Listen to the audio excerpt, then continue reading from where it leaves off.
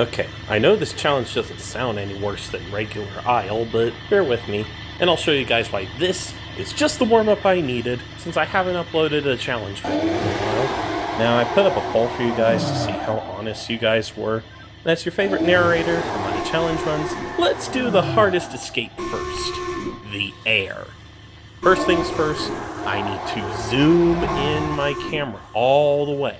Okay, not too bad so far, but then I realized I have to walk. You wouldn't believe how much effort it takes me to walk at my age. As you can see, I'd much rather sprint. It's healthier, gets my blood circulating, and uses up all my stamina pretty quickly. Then I had to pick up steering wheel. Seriously, why do you guys think this is hard? Oh right, I have to walk. All the way to the broken warehouse. Man, that was such a harrowing walk. But I did it. I got the propeller. But for every bit of good news, there's a bit of bad news. Yep, now it's a walk to the plane shed. Not only do you have to walk, but you also need to remember where you're going. People generally have poor memory, so I guess I shouldn't be surprised you guys found this so hard. You guys are familiar with all the steps to get the orbit ending, but the plane ending? No, that's just impossible for you to even comprehend. No wonder the devs decided we needed books to open our frail minds to the ponderous scope of such an intricate puzzle as this. But after reinventing the wheel, I consulted my blueprints and built a plane that would be distinct from any other on this island. Then came the hardest part, flying away. You realize how hard it is to pilot a plane, let alone a helicopter? You just sit in a seat and watch it fly you to the distance. And then you wonder why the plane ran out of fuel. But I escaped. So that's that for the hardest escape according to you guys. So, on to the boat next. We start off by going fishing, because that's a normal thing to do when you're trying to escape as quickly as possible. Then I go to the waterfall cave, where I get two important things. One is a key card, which we'll use to get into the level 2 hold of the ship with all the decoys. And the other is the guard rifle, because it'll help us survive from a certain threat. You'll see in a moment. So with that, I power the warehouses and go get the decoy. Goes as planned. Then I go to the gated warehouse for some fuel, and make my way to the boat, where I apply the decoy and the fuel. But I had to survive a night against the most fearsome threat of all. No, not Stan. The frog spawns. The frog spawns that pointlessly appear next to the boat or the plane, while you're escaping with either. I guess they're supposed to foreshadow something? I don't know. But anyway, we repelled the horde and set sail. Unfortunately, I can't very well reach the lantern on the boat while I'm sitting in first person, so I failed the most crucial part of the escape while successfully escaping. Now for the facility. Power the observatory, get the code from the observatory computer, and bring a campfire to the facility. With that, I can just hack security, because it turns out it's kind of tricky to disable the tripwire explosives in first person. Now don't ask me why the fire doesn't just suck all the oxygen out of that confined space. I'm no expert in chemical physics either. So with that, I can just waltz my way to the portal, activate it, and watch the fun. And now, the moment of truth. The truth escape. If you've been paying attention to how I play, this one should be a breeze, right? Well, the answer is no, and I'll tell you why. First, I can free dive into the Artifact C cave to get Artifact C, and the obby's pretty simple. I even beat it first try. Okay, never mind. This obby's rigged. We'll try this again from another angle. And this time, we succeed. And so now I have Art C without further problems. So I use my rocks to power the docks, because that's what you do with rocks. Then I use a full diving gear to get Art B before going to the sleep. I'm not sure that's grammatically correct, but we go to the sleep, where we dream of going through the laser tunnel, bypassing security with ease, getting Art D, and getting out. And we're on the way to Art A. None of this is really hard to navigate, except maybe the leap of faith, but I cleared that with ease. Now it's important to know that we can't afford to look at Snaky, because he has a bad habit of winning staring contests. And since a particular Isle 10 patch, my trick of escaping his hypnosis without goggles no longer works, so we have to be extra careful not to look at him. Not that I'm sure my trick would ever have worked in first person anyway. Thankfully, the line launcher we got from our dream, we skipped most of the maze to the Lotus portal, Unfortunately, we have to fall asleep before reaching the Lotus. Thankfully, I brought a bedroll so I can get the benefits of good sleep, which it turns out I didn't get. I must have rolled over a bit too hard in my sleep. Ah well, not like I needed it. Now, it's the moment of truth. Wait, haven't I said that already? Oh, whatever. Now you'll understand the truth of why the truth escape is so difficult in first person. The truth battle. It's tense, but not terrible in third person. In first person, however, you have to be turning your camera even more diligently to find the agent that's about to strike and take him out before he hits you. Thankfully, as a professional noob with a bit of luck, I made it first try to the other part of the truth, which you're forced to go through in first person. So that's not too bad.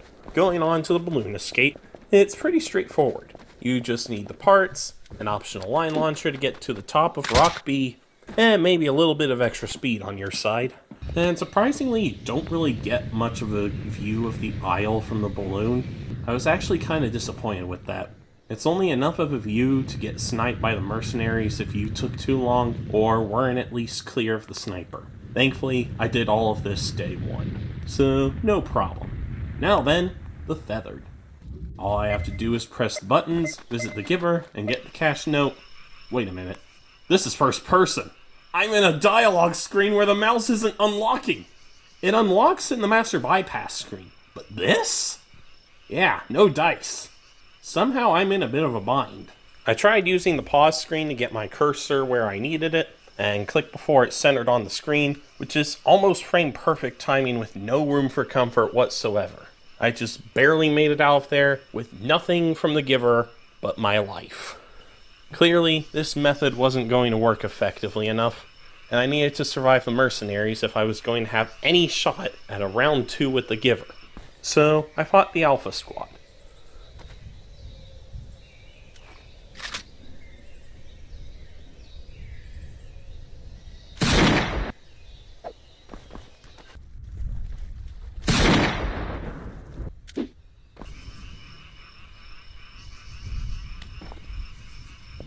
Until I could safely approach the giver once again. This time, I had a different trick up my sleeve, and I never expected this to come in handy until now. So, Roblox added this borderline useless feature called UI navigation, which thankfully you can toggle on or off. While it's on, if you hit the backward slash key, you enter UI navigation mode, which allows you to use your keyboard to select UI options without having to move your mouse towards them. Why this is normally annoying is because if you accidentally hit that backward slash key, you can't move until you hit that key again. But for this challenge, it actually came in clutch. And so I got the cash note, opened the cache, and flew off on the dragon. Oh, and this is all in first person view right now, by the way. You can try it yourself if you must, but you currently can't zoom in any farther than this. But now we're left with the last 2 escapes, the hangar and the orbit. I'm going to skim over the prep. I decided to try doing this without the luxuries offered by the giver, the squids, the shield pack, and Art B. It's an interesting ordeal for me as a rusty player who went with squids as a meta, but it serves as a reminder that you don't need squids in order to get everything you need. And overall, I've got some decent DPS weapons, including a couple assault shotguns, which will be good for dealing with the parasites. I've also got some other stuff, but we'll get to that later. However, my turret got sabotaged prematurely, so that wasn't going to be very useful. Thanks, Stanley. Anyways, the siege was surprisingly stressful. I used my silenced pistols and assault shotguns to fight frog spawns. I avenged my turret the night I start the siege, as I wake up to Stan causing a racket. The following morning, I clear the frog spawns on the ground before going up to face Leech. My duel was cut short by a lack of ammo, and a frog spawn trying to rush the pump while I was away. Once I cleared the way once more, I went back up to finish Leech. I waited for Hornet to show up, and this was a good idea in my head.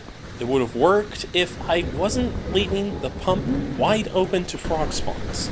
It was a frantic effort to save the pump from a frog spawn that was already on the pump and an entire horde approaching pretty quickly. I turned off the pump after clearing that horde, hoping I could tackle Hornet before any more frog spawns appeared, but by then Frog had already appeared. I quickly went for Hornet in an intense clash. I got hit once, I expected to die, but thankfully that was the only time he hit me.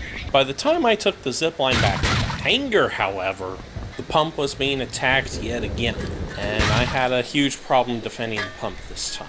My 2 guns ran out of ammo in the process. I couldn't stop to reload. However, I left myself some weapons on the ground that had some ammo left. So I switched assault shotguns on the ground and barely warded off that skirmish with the skin of my teeth. But just as I was afraid that this was my final stand, most of the remaining frog spawns coming my way collapsed and died on their own. It turns out I have a sniper rifle handy, so I pick that up and take down Frog, preventing any further frog spawns from appearing. Thank goodness I took care of leeches and frogs' vests when I did. With the pump safe and sound, I went for the jack, applied it to the plane, and when the time was right, I detached the hose, got in the pilot seat, and took off. Now, you know my thing about planes. This plane is still hard to pilot, but hey, we fueled it this time. And that leaves the final escape, the orbit. I get a strange rock and drink from Spider's perch, which I use to easily reach the mineshaft, do the pylon course, get the squids, and with my abundance of air, I can get the shield pack and Arc B without ever being scared that I wouldn't have enough air for other stuff. Wait, what? The game updated? Wow.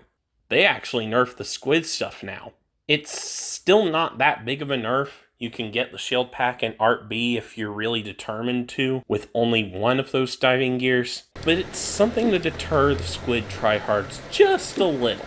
So, change of plans. We're going to do this without an excess of air.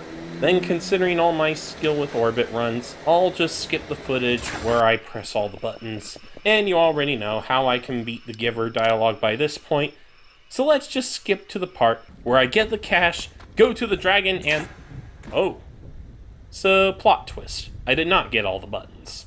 That's okay. This doesn't have to be a replay run. I thinned the mercenary numbers down to a manageable few. Then I finished pressing the buttons I forgot to press before returning to the cave to reach the dragon, who graciously gives me the bell, which I promptly use, wondering if the mercs I left behind survived. Thankfully they did, and I got the mantis remote, went to the lake pylon, and made my way to confront the parasites. Hornet goes down really easy. Leech, on the other hand, was a tad more tricky, but only a tad. After taking care of those two, Frog was next. Using the stinger, I made fairly quick work of him, with Droney to cover me in case any frog spawns got too close. With the parasites dealt with, the remaining mercs were a piece of cake. I was about to go for the spaceship and get going, but then I decided to use what air I had left in my diving gear to get the shield pack, which wasn't that hard to get, then went for some ammo for my light machine gun, along with a couple fuses so I could upgrade. Then, B6 appeared in the lair after I got everything I needed, and went aboard the ship, which took off for the big eye in the sky. This part isn't that difficult. The only real problem is that I can't rearrange my inventory in first person. Since I've got a shield pack, I just speed through each section, taking any turret damage that comes my way because my shield pack can tank it without me losing my unscathed status. For the spider fight, it's really similar to how you'd handle it in third person. Just don't be too close to him, and you're just fine. The mutants can be annoying at times, but they're only a nuisance at best. With that, I fight my way to Phase 2, even though I get dangerously close to losing my shield pack at times. Phase 2 isn't much harder, but since I want to flawless this, my movements are much more critical than ever. Any roars he successfully gets me with will make it that much easier for him to hit me, and that's the last thing I want to face. His attacks will always bypass armor and shield. And to top that off, the shield pack will randomly not protect you from the webs, causing you to fall to the ground. As long as your timing is just fine, you won't have to worry too much about this. So after playing a lengthy game of spider tag, I finish off the spider, and then the escape is easy. My shield pack is full, so the turrets aren't even gonna cause me any trouble. With plenty of time to spare, I make it to the end, where Mantis dies, and we survive. And we all lived happily ever after. And that's Isle in first person completed. I wonder what's next. Hey, it's our turn! Wait, operator? We'll take it from here. Huh, I guess that means we get a sequel to Parasites vs. Spider? But that makes no sense! The Parasite arc is over! Is there about to be some cliche mercenary story where they're the protagonists and they go around shooting stuff because that's their job, and then they get a change of heart and whatever? There better not be anything like that. That trope is seriously overdone. Okay, I think I'm done ranting. Well, I guess in terms of future content, I did announce an SMP 2 months ago. The primary point of interest for that SMP is going to be the Isle. I've sent some teasers of that in my posts tab. Most of them went to my members, so they get a bit more of a clue what they're going to see. I was expecting to release it sooner, but it looks like I'll have to release it sometime either in June or July. Nevertheless, I aim to have a proper trailer next weekend with the finished Isle build. That said, if I need longer than I expect, I'll take as long as I have to. I want this to be a good experience, so I'm going to try to fine-tune this as much as I can and as much as needed before I start the SMP. And in the meanwhile, I'll be figuring out what mods would work the best for this SMP. I already have some ideas for what mods I want to use, such as Create, Cosmic Horizons, and Timeless and Classic Zero. But if you have any more ideas, I'm open to suggestions. I've got some other plans coming, but for now, I'll narrow my focus to what's on my plate, both for my channel plans and for my life responsibilities. I think that about wraps things up. Thanks for watching, leave a like and subscribe if you haven't already, comment about your favorite moments and mod suggestions, and I'll see you guys next mission.